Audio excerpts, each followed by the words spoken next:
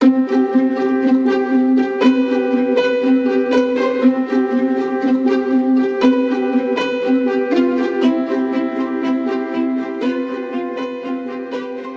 you make time for the things that bring you the most joy?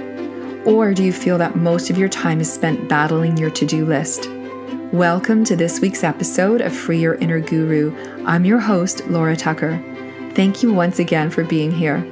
Today, I'm going to share a simple series of questions you can use to increase the level of joy in your life. I just answered each of these questions, and the result is an experiment, a creative way to approach something that I don't enjoy so that it gives me energy instead of stealing it away. If you'd like to create more room for joy in your life, please take a few minutes to do this exercise. If you're driving or in a place where you can't write your answers, I've put the questions in the show notes for you so you can come back to them later. Before we jump in, a great big thank you to Rebecca Dixon for your recent review of Free Your Inner Guru on iTunes.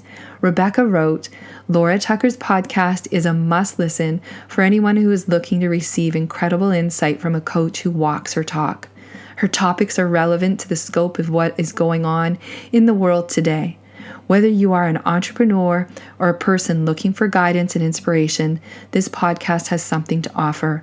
Laura has a wonderful voice too, which creates a great listening experience." I'm grateful to you, Rebecca, for your kind words and that you took the time to write them on iTunes. And you bring out something that is really important to me and I want to share with you. Walking your talk. The reason that I share personal anecdotes with you, well, there's two reasons. First of all, it helps to keep the ideas and principles, what they're meant to be, practical. And the last thing I would ever want is to create the impression that somehow I know it all, or think I know it all, or that I'm beyond practicing what I preach. I would never suggest that anyone do something that I wasn't willing to do myself, or more importantly, haven't already done myself. And that's the perfect segue to today's main topic. This morning I was sitting out back. I had just finished a morning meditation and I was gathering my thoughts up for coming upstairs to record today's podcast. And I found myself being pulled in two directions. The first was coming upstairs to do the podcast, which I enjoy, and going out to do the grocery shopping, which I do not enjoy. And let me tell you, that's a massive understatement. I actively resent grocery shopping, so I tend to avoid it. And the results or consequences of that are it's more challenging to eat in a healthy way that sustains life than it needs to be. And I get really super annoyed with myself. So grocery shopping is perpetually on the list of things to do, and it's perpetually creating some resentment. Now, resentment is no way to live, especially over something as mundane or maybe potentially enjoyable, I don't know, as grocery shopping. But I know people who enjoy it, and I wish I could trade places. But so I was like, all right, here we are. This is interesting. Conflict between joy and resentment. And then when you start to pay attention to the number of times in a day that you feel resentful of something that you feel you have to do instead of something that you get to do, which is a super important shift. So I answered these questions. The first question was, what do you need to be you? Second question was, what are the things you love to do that restore you, that maybe you're not doing enough? Third question was, what are the things you resent doing? And I've already shared with you what my number one answer was to that.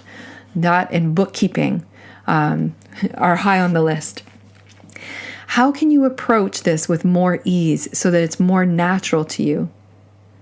Followed by, how can you turn these things into a creative practice that restores you so that you can tune in instead of tuning out, so that it's life-giving instead of energy draining. So this is how this exercise played out for me.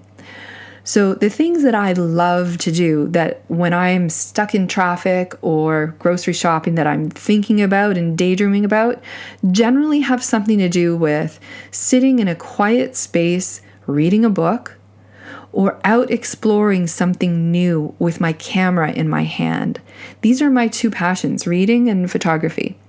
There's a few others that follow from there, like writing, but those are the things that are the most restorative to me, inspiring, and they really get me out of my day-to-day and creating on a more spiritual plane.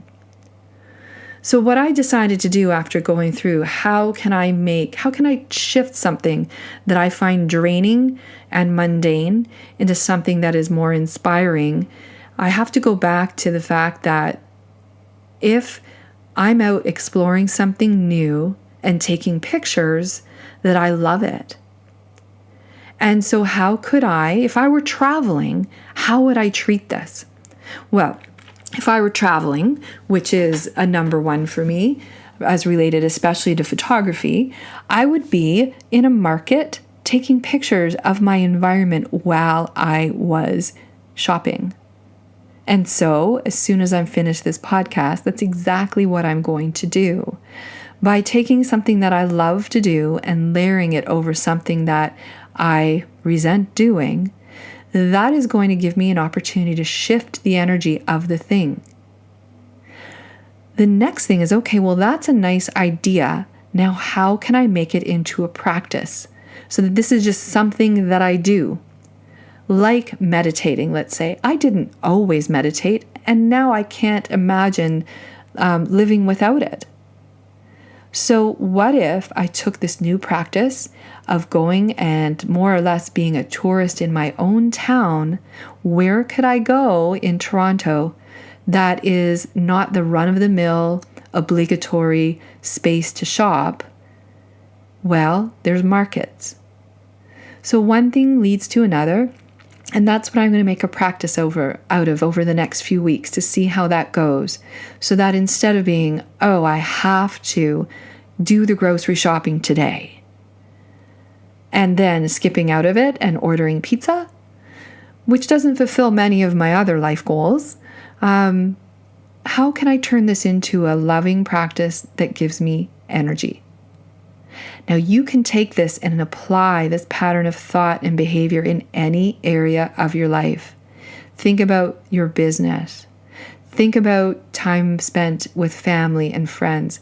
What are the things that you love to do, and how can you infuse each of your different environments or relationships or items on your task list?